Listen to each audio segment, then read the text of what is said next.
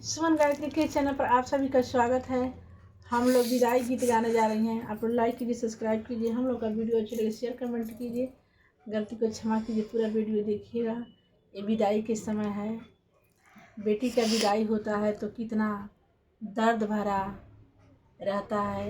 ये तो जो अपने घर जाती हैं वो जानती हैं, हम लोग को भी मालूम है, और जो जाएगा वो भी जान जाएगा।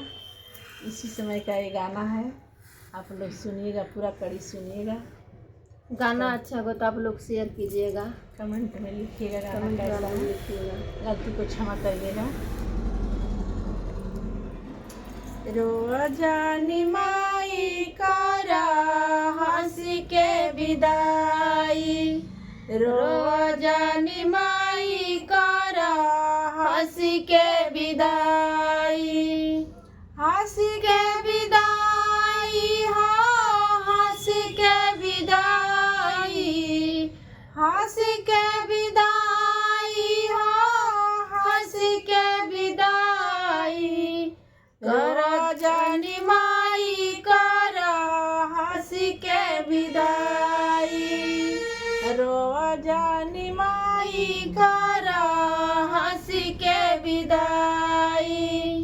बचपन में माई तुहरे गोदिया में खेलाली, बचपन में माई तुहरे गोदिया में खेलाली। दुख सुख माई तुहरे सदवा में झेलाली, दुख सुख माई तुहरे सदवा में झेलाली। अब होत बानी कहाँ पाराई माई, अब होत बानी कहाँ पाराई माई। रोजानी माई करा हंसी के विदाई, रोजानी माई करा हंसी के विदाई, हंसी के विदाई हो, हंसी के विदाई। रोजानी माई करा हंसी के विदाई, रोजानी माई करा हंसी के विदाई।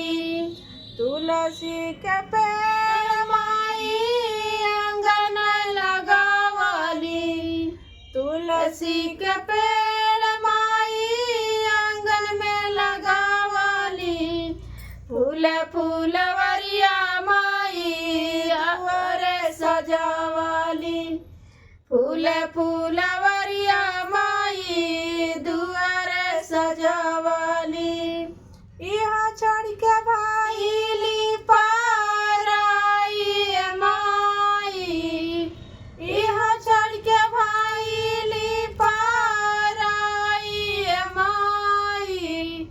रोजानी माई करा हंसी के विदाई, रोजानी माई करा हंसी के विदाई, हंसी के विदाई हो, हंसी के विदाई, हंसी के विदाई हो, हंसी के विदाई।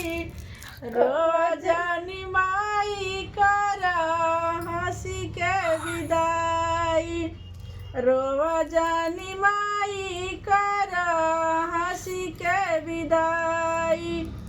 अपन रोजानी माई करा हंसी के विदाई, रोजानी माई करा हंसी के विदाई।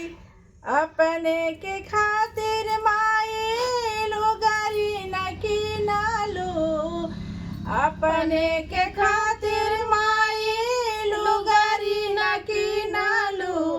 हमरा के खातिर माई लहंगा मंगावलू, हमरा के खातिर माई लहंगा मंगावलू। काहे तो ही काइलू पाराई माई, काहे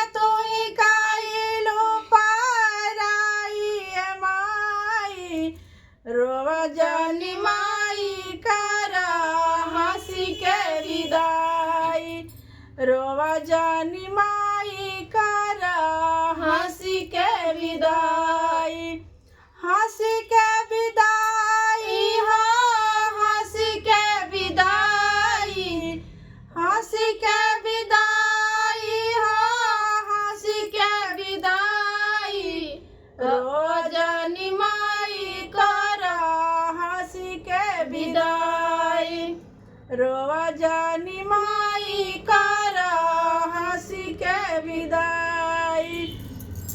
चारी